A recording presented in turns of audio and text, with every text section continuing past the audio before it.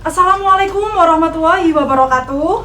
Waalaikumsalam warahmatullahi wabarakatuh. Selamat siang anak-anak. Siang, Bu. Bagaimana kabarnya hari ini? Sehat? Alhamdulillah, luar biasa, dahsyat. Sebelumnya kita cek kebersihan dulu. Kelas kita udah siap belum nih buat belajar? Coba lihat kanan, kiri, depan, belakang. Jika ada yang masih berantakan, kita rapikan bareng-bareng ya. Karena kebersihan lingkungan belajar adalah tanggung jawab bersama. Dan kelas yang bersih menciptakan suasana yang lebih kondusif dan menyenangkan. Sebelum memulai kegiatan pembelajaran, alangkah baiknya kita berdoa terlebih dahulu. Siapa ketua kelasnya? Angkat tangan. Saya, Bu. Ya, silahkan. Baik. Teman-teman, sebelum kita memulai pembelajaran pada siang hari ini, alangkah baiknya kita berdoa sesuai kepercayaan dan agama masing-masing. Berdoa, mulai.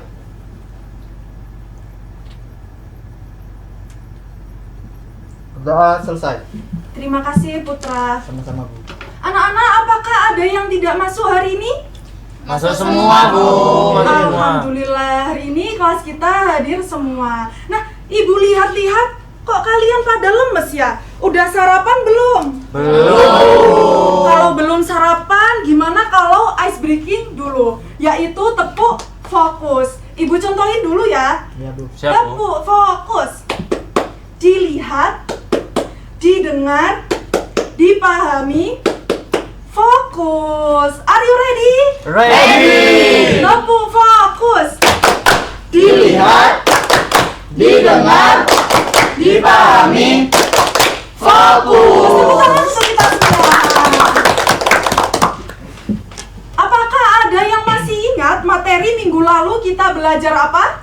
Penelitian geografi. Iya, betul sekali. Minggu kemarin kita belajar tentang pengertian penelitian geografi, yang mana suatu kegiatan ilmiah yang dilakukan untuk memahami permasalahan yang terjadi di permukaan bumi, baik yang berkaitan dalam aspek fisik maupun sosial. Nah, kita sudah mengulas apa sih pengertian penelitian geografi. Jadi minggu ini kita belajar tentang jenis-jenis penelitian geografi. Adapun tujuan pembelajaran materi ini adalah yang pertama, memahami berbagai jenis dan metode penelitian yang digunakan dalam kajian geografi. Yang kedua, menyusun laporan penelitian geografi secara sistematis dan tepat sasaran. Nah, di sini Ibu akan bertanya, kalian pasti tahu banjir kan? Atau pernah mengalaminya sendiri? Pernah, Bu. Iya, semua pasti pernah mengalami sendiri. Nah, ternyata wilayah yang terkena banjir itu bisa dipetakan loh. Pemetaan itu bisa jadi dasar untuk melakukan penelitian geografi. Di sini Ibu akan tampilkan sebuah video tentang banjir, lalu kalian bisa amati.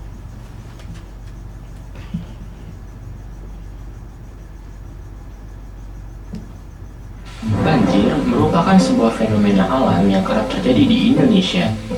Kita sudah tahu bahwa sebenarnya faktor terjadinya bencana ini lebih banyak terjadi karena ulah manusia.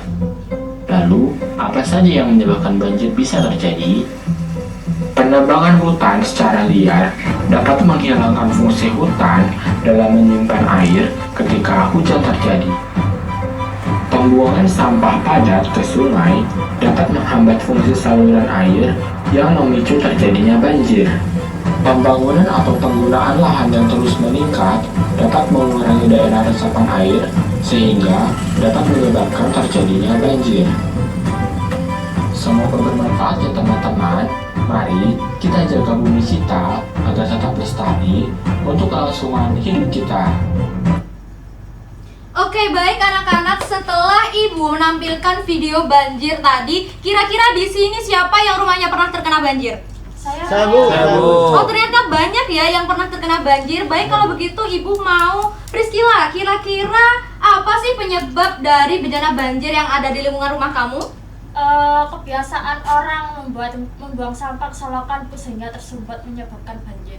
Oke, terima kasih Priscila. Barangkali dari anak-anakku yang lain ada yang mau menyebutkan lagi penyebab dari banjir selain tersumbatnya selokan? Saya, Bu. Iya, Ulin, silakan. Curah hujan yang sangat tinggi. Iya, terima kasih ya Ulin. Baik anak-anak, apa yang disebutkan oleh Priscila dan juga Ulin tadi merupakan salah satu contoh dari penyebab terjadinya banjir. Nah, seperti video yang sudah Ibu tampilkan tadi, bahwasanya kebiasaan masyarakat yang kurang baik, yaitu membuang sampah sembarangan di selokan, itu bisa berakibat buruk, yaitu menyebabkan banjir.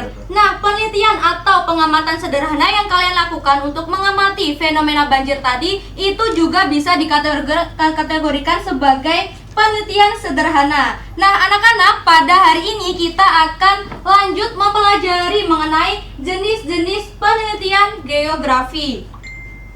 Bu, izin bertanya, Iya, silakan Dian. untuk PPT-nya nanti di-share atau tidak? Iya, pasti nanti akan Ibu share ya, tetapi alangkah lebih baiknya kalau kalian semua mencatat penjelasan dari Ibu, karena sejatinya otak kita itu akan sulit mengingat kalau kita tidak mencatat. Silakan bisa persiapan.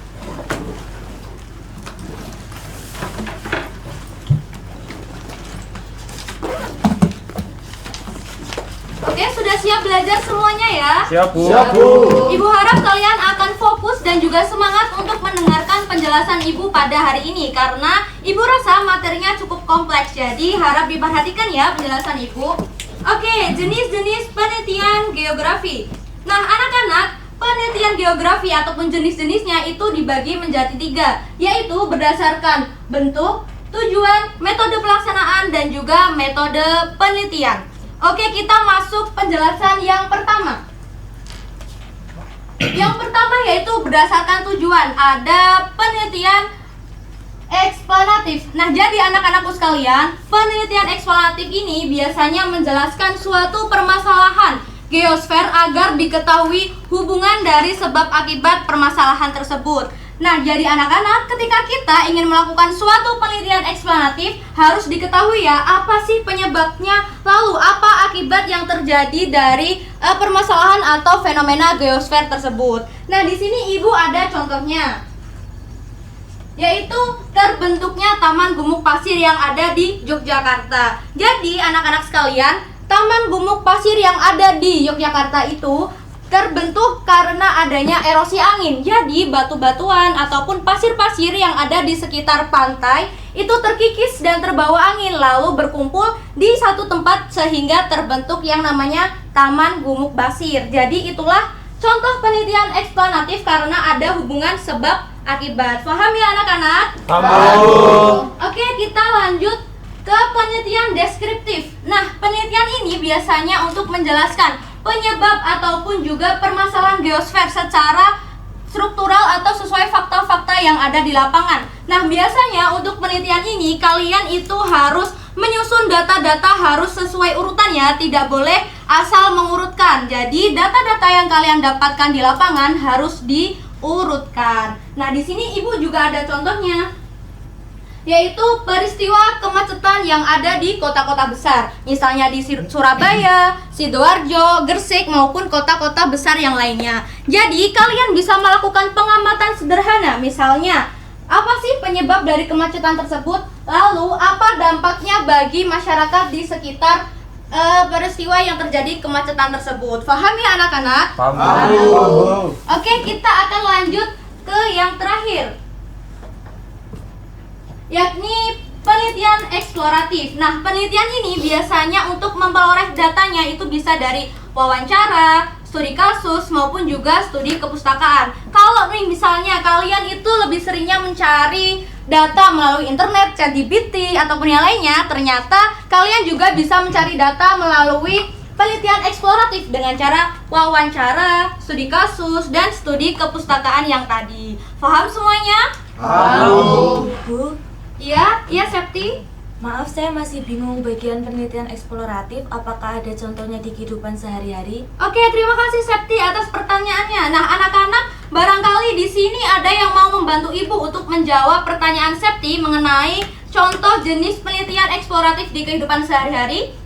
Saya, Bu. Iya, silakan Andata. Analisis alih fungsi lahan apakah termasuk, Bu? Oke, terima kasih Andata. Itu betul sekali ya anak-anak bahwa salah salah satu contoh di sehari-hari penelitian eksploratif yaitu alih fungsi lahan. Misalnya alih fungsi lahan di kota Surabaya. Jadi kita memerlukan beberapa data, misalnya data citra satelit, data demografi, dan juga data alih fungsi lahan serta dampaknya bagi masyarakat yang terkena dampak alih fungsi lahan. Sampai di sini paham anak-anak? Paham.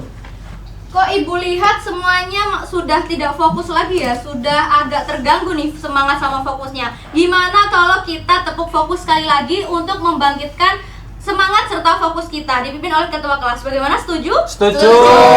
Silakan dipimpin oleh Putra. Baik teman-teman, sebelum kita melanjutkan pembelajaran agar lebih semangat lagi, mari kita tepuk fokus. Are you ready? Ready. Tepuk fokus. Dilihat, didengar, dipahami, fokus. Oke, terima kasih Putra. Silakan duduk kembali. Karena semuanya sudah fokus dan semangat kembali, Ibu akan melanjutkan pembelajaran kali ini. Oke.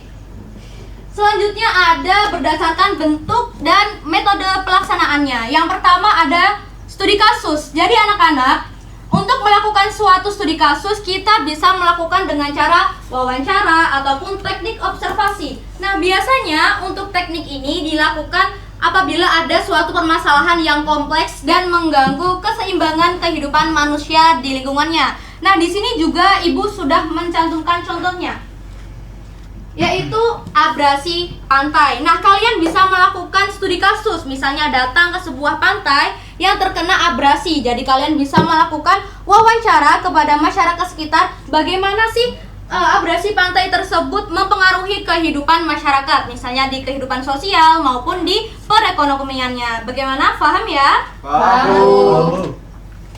Oke, selanjutnya ada survei. Nah, anak-anak, untuk survei ini itu sebenarnya berkesinambungan dengan studi kasus, karena survei sendiri itu mempunyai arti kita bisa datang langsung ke tempat yang ingin kita observasi, karena dengan survei kita bisa melakukan uji hipotesis ataupun dugaan-dugaan dari pemikiran kita. Jadi kita bisa membandingkan setelah survei dan juga sebelum survei, bagaimana hipotesis kita, apakah sudah benar atau belum sesuai dengan data yang ada di lapangan. Paham ya sampai sini? Paham. Nah, yang terakhir ada eksperimen. Ibu yakin di sini kalian semua sudah tidak asing ya dengan kata-kata eksperimen, atau ada yang pernah melakukan eksperimen?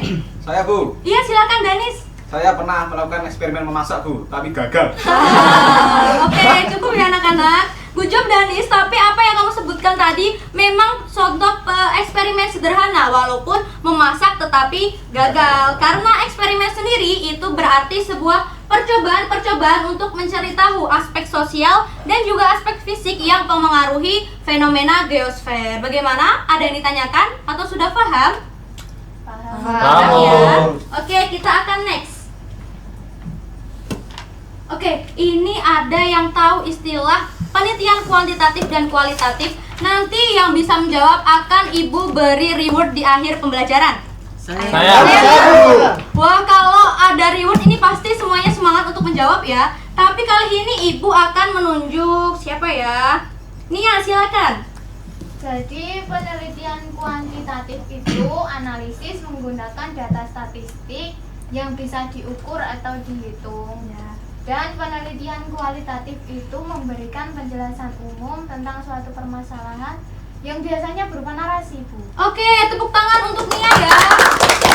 Jadi anak-anak, apa yang sudah disebutkan Nia tadi sudah benar menjawab apa itu penelitian kuantitatif dan juga penelitian kualitatif. Tapi di sini Ibu akan menambahkan bahwasanya penelitian kuantitatif itu bisa kalian lakukan apabila datanya ataupun penjelasan kalian itu sudah akurat atau sudah tepat, karena biasanya untuk penelitian kuantitatif disajikan dengan data berupa angka. Nah, sedangkan kalau kalian melakukan penelitian kualitatif itu bisa kalian gunakan apabila permasalahan yang ingin kalian teliti itu belum jelas ataupun kebenarannya belum pasti. Jadi di sini sudah bisa membedakan ya antara penelitian kuantitatif dan juga penelitian kualitatif.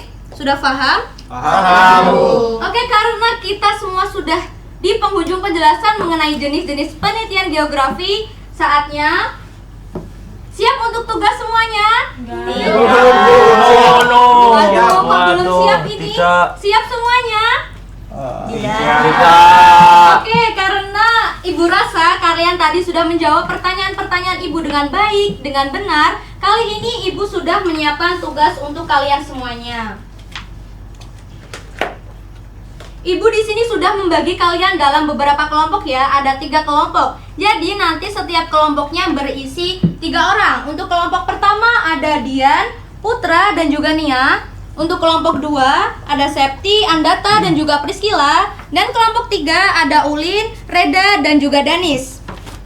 Nah, untuk tugasnya di sini Ibu sudah mencetak contoh 3 fenomena geografi yang sering kita jumpai. Yang pertama ada gunung meletus, yang kedua ada tanah longsor, dan yang ketiga ada gempa bumi. Nah, tugas kalian anak-anak adalah mengamati, menganalisis, serta meneliti fenomena geosfer yang sudah Ibu cetak ini. Nah, lalu kalian bisa menjelaskan mengenai mitigasi yang sesuai dengan bencana-bencana ini. Misalnya mitigasi sebelum, mitigasi saat bencana, maupun mitigasi sesudah bencana. Lalu kalian bisa berdiskusi ya dengan kelompok kalian, serta kalian harus menyertakan data-data yang akurat. Nah, setelah itu kalian bisa mempresentasikan hasil diskusi kalian di depan kelas. Bagaimana? Sudah paham? Paham, Bu. Baik, Ibu akan membagikan untuk propertinya ya. Di sini untuk kelompok 1 Ibu kasih fenomena gunung meletus. Dan ini ada sticky notes-nya.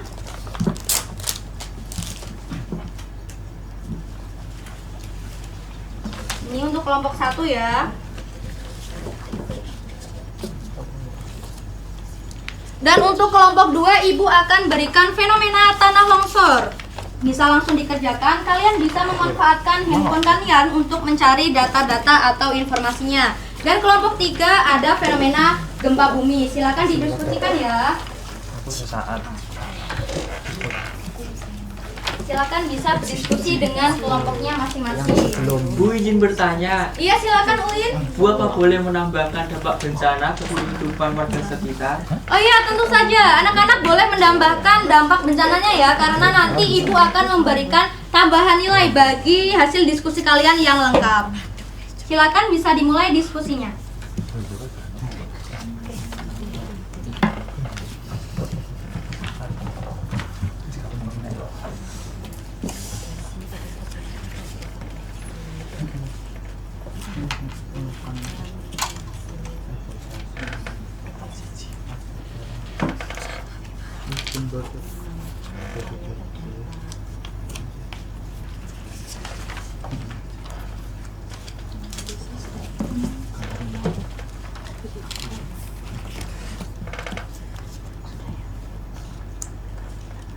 Bagaimana? Sudah selesai anak-anak? Belum, Bu. Kurang dikit, Bu. Oke, kurang sedikit. Ibu kasih tambahan 5 menit lagi ya. Silakan didiskusikan lagi.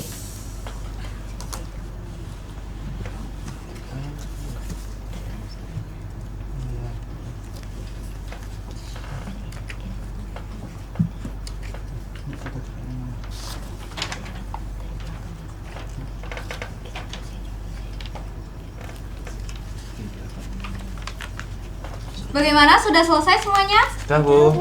Oke, karena sudah selesai semuanya, silakan kembali ke tempat duduk masing-masing.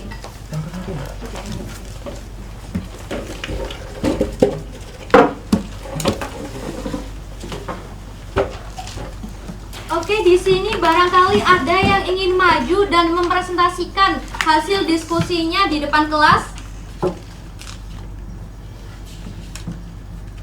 Kelompok saya, Bu. Oke, kelompoknya Putra, kelompok 1, silakan maju. Kita berikan tepuk tangan ya, anak-anak. Silakan. Kelompok kelas yuk.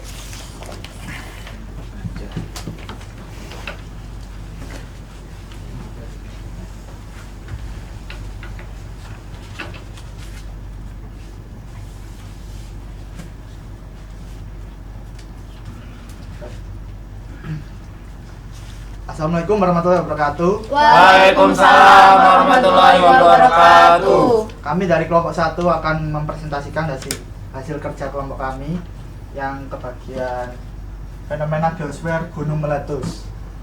Jadi langkah-langkah mitigasi bencana gunung meletus itu ada 3. yaitu sebelum bencana, saat bencana, dan setelah bencana. Saya akan menjelaskan yang sebelum bencana. Mitigasi sebelum bencana yaitu melakukan reboisasi atau penanaman kembali vegetasi di lereng gunung, lalu membangun sabodam atau penahan aliran lahar, dan yang terakhir yang tidak kalah penting yaitu edukasi masyarakat dan simulasi ketika terjadi bencana. Selanjutnya yang kedua, mitigasi pada saat bencana, yaitu evakuasi warga terdampak gunung meletus ke tempat pengungsian yang lebih aman. Kemudian menyebarkan informasi resmi bencana gunung meletus melalui sumber resmi seperti BMKG, PVMBG, dan BPBD agar tidak terjadi kepanikan, serta pengamanan area terdampak atau zona bahaya oleh TNI ataupun Polri. Dan yang terakhir yaitu mitigasi setelah bencana. Yang pertama ada relokasi warga atau pemindahan tempat tinggal ke tempat yang lebih aman. Yang kedua, perbaikan infrastruktur seperti jalan, jembatan, dan lain-lain, serta pemulihan ekosistem sungai. Dan analisis ini berdasarkan sumber dari BPBD, PVMBG, dan BMKG.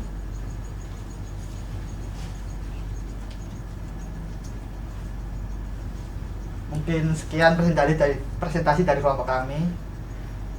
Kurang lebihnya mohon dimaafkan. Terima kasih. Wassalamualaikum warahmatullahi wabarakatuh. Waalaikumsalam warahmatullahi wabarakatuh. Oke, kita berikan aplaus untuk kelompok kita ya. Silakan bisa kembali ke tempat duduknya.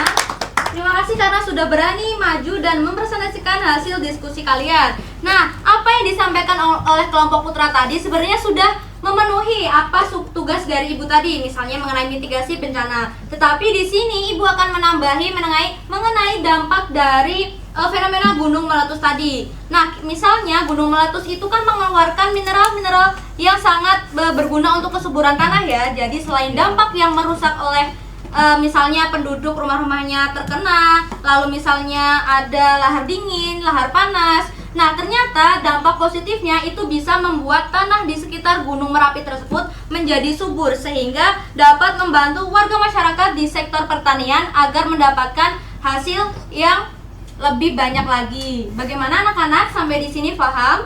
Paham.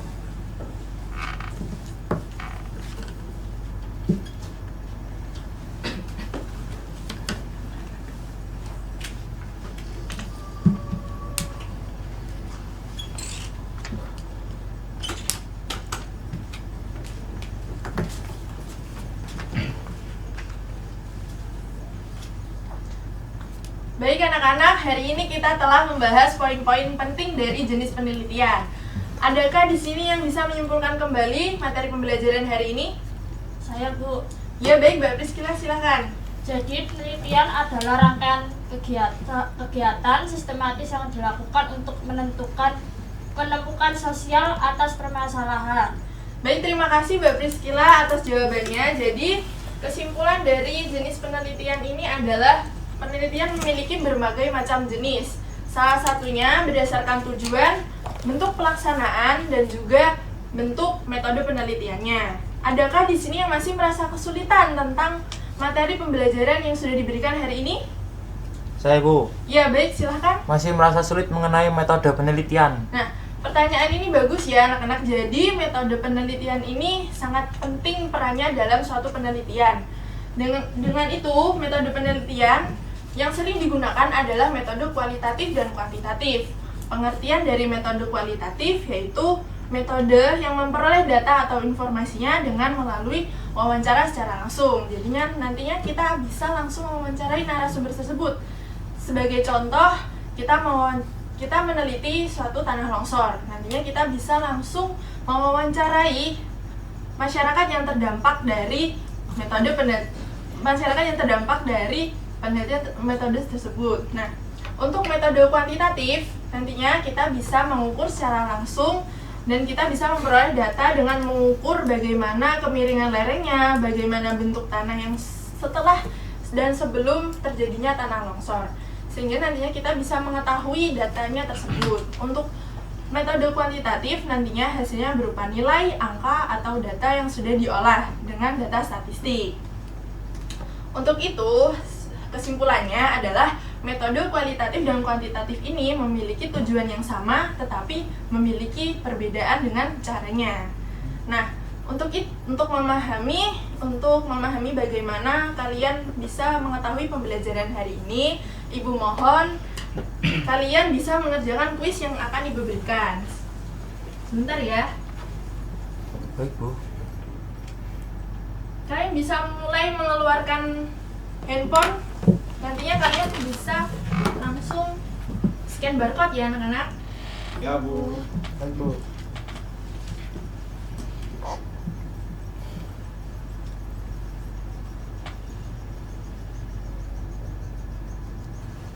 Bisa mulai di scan ya.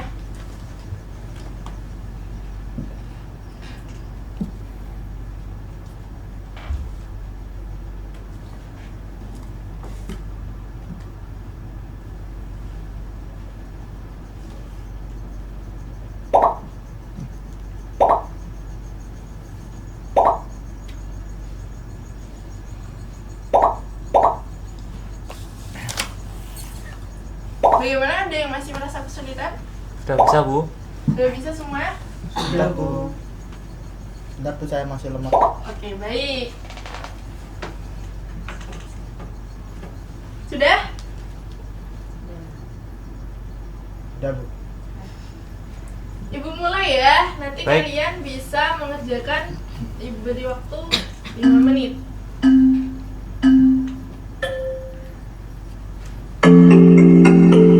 Bisa mulai dikerjakan.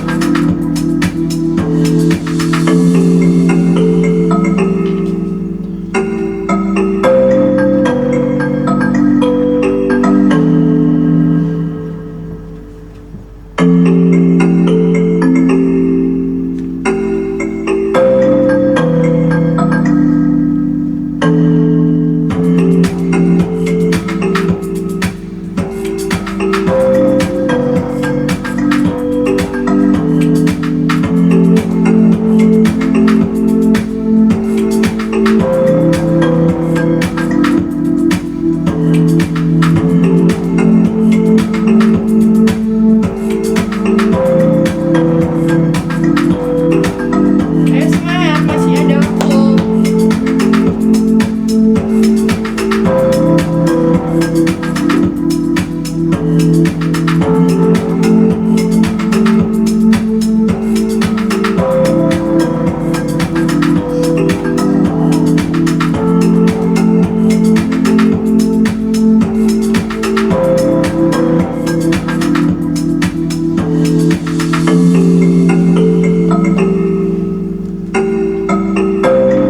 Apakah sudah selesai semuanya?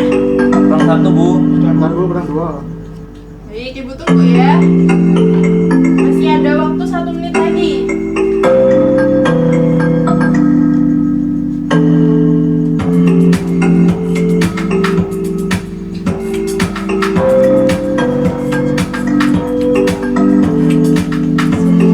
Sudah semuanya? Sudah, Bu. Nah, di sini kita bisa Tahu lapar. Nah, jadi di sini kita bisa tahu siapa aja nih yang Cicik. bisa menjawab secara unggul ya anak-anak. Jadi di sini yang bisa menjawab unggul adalah Mbak Septi. Tepuk tangan untuk Mbak Septi. Ibu beri reward ya untuk jawabannya kali ini. Kasih Bu. Baik. Jadi setelah Ibu lihat dengan kuis ini, Ibu bisa menyimpulkan bahwa kalian masih ada yang masih kesulitan dengan materi hari ini ya anak-anak? Gitu. Ya, Bu. Ya, Bu. Nah, untuk itu Ibu akan memberikan tugas untuk minggu depan ya. Tugas minggu depan adalah pilihlah salah satu jenis dari penelitian yang sudah diberikan tadi. Nantinya kalian bisa menemukan contoh yang cocok dengan jenis penelitian tersebut. Apakah sudah paham dengan instruksinya? Paham, Bu. Untuk itu, Ibu harap kalian bisa menerima pembelajaran hari ini dengan bermanfaat dan kalian nantinya bisa menemukan solusi dari suatu permasalahan dan kalian bisa mengamalkan apa yang sudah diberikan dalam pembelajaran hari ini. Tetap semangat belajar, jangan pantang menyerah, dan juga jangan takut untuk bertanya karena bertanya nantinya akan membawa kalian dalam suatu pemahaman yang baru. Sebelum menutup pembelajaran hari ini, Ibu mohon bisa ketua kelas dibantu untuk berdoa. Baik, Bu. Baik teman-teman, sebelum kita mengakhiri pembelajaran pada siang hari ini, alangkah baiknya kita berdoa sesuai keyakinan dan agama masing-masing. Berdoa, mulai.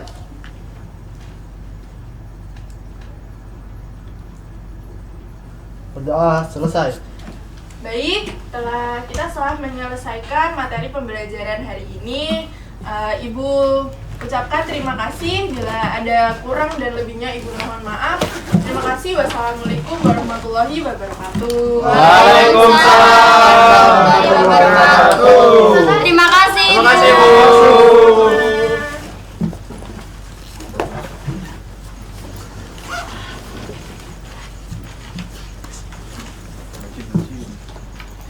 Terima kasih, Bu.